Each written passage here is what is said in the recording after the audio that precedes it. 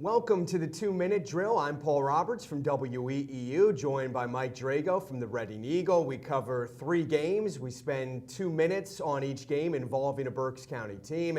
And Mike, we start with Reading High at Conrad Weiser. The schedule makers did not do the Red Knights any favors. They had Governor Mifflin last week. Now they get a 4-0 Conrad Weiser team. Reading did upset the Scouts a year ago. What are you expecting Friday night? Well, I expect the Scouts didn't forget about that game, and it's going to be even tougher on the Red Knights this year to win that game. Last year, they caught the Scouts looking ahead to a season finale against Governor Mifflin. They won't catch them looking ahead this week. I'm sure the Weiser guys are still a little bit steamed about last year's game. That's going to be a factor. But more importantly is the fact that Reading's got to be able to stop the running game. They showed last week they really have trouble doing that against Governor Mifflin, and they're going to get a steady case of the running game from Conrad Weiser because they do that very well. I was surprised with Tyler Haas. He was outstanding last week against Daniel Boone. 240 yards, 3 touchdowns. Did that surprise you how well they threw the ball with Alex Gilby out injured? No, because Alan Moore has been telling me all year that he really has a lot of confidence in his quarterback. So do their players. They know he can go up top if need be. And when you've got the threat of a running game and all the weapons Weiser does, that makes it a little bit easier on the quarterback because there's no way a defense can stop both. So if you're playing Weiser, you're going to have to gear towards the running game, and that's going to open up the pass. Never too early for fans to look at those District 3 power ratings. They are out now, and Reading High is 16th. The top 16 get in Quad A. Do you think they'll make it? It's 50-50 right now. They have a chance. Key game is, I think, week 6. They play a non-league game against Dover.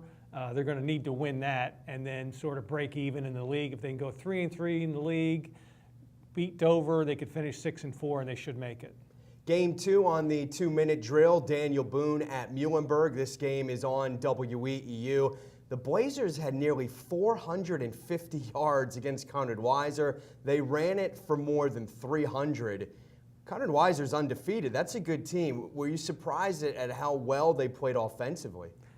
I was surprised that a team could put up 400 yards against Conrad Weiser because I thought their defense was pretty good. I saw them the week before against Fleetwood, and you know, they're strong up front. They've got some good athletes in the back. Maybe they were just tired from chasing Fleetwood around the field the week before, and they just didn't recover. But I think that says something for Daniel Boone. They've got some weapons too. Last year, Daniel Boone upset Muhlenberg. Now, that was a much different Muhlenberg team. If Daniel Boone wins Friday night, is that considered an upset? No, I don't think so. I think Boone's a little better. They showed last week they could trade punches with a quality team. And Muhlenberg's a little beaten up. I don't think they're quite the team that they were a year ago. So that's a toss-up game. I don't think it's going to be an upset either way. And the Mules did get their first win last week at Pottsville, but Pottsville's 0-4. So how much do we take out of that win? I don't think you can take too much out of it. I'm sure for them, they've built a little bit of confidence. They're getting a little healthier, but they're going to be facing a lot tougher teams in Section 1 than Pottsville. You look at Muhlenberg up front, they're one of the biggest teams in the county, yet they only average 15 points a game, and they've struggled to run the football. How can they get that offense turned around? Well, I think they've got to get healthy. They were young to begin with, and some of their key guys they lost early. So I think they're in a recovery mode right now. Last week will help them.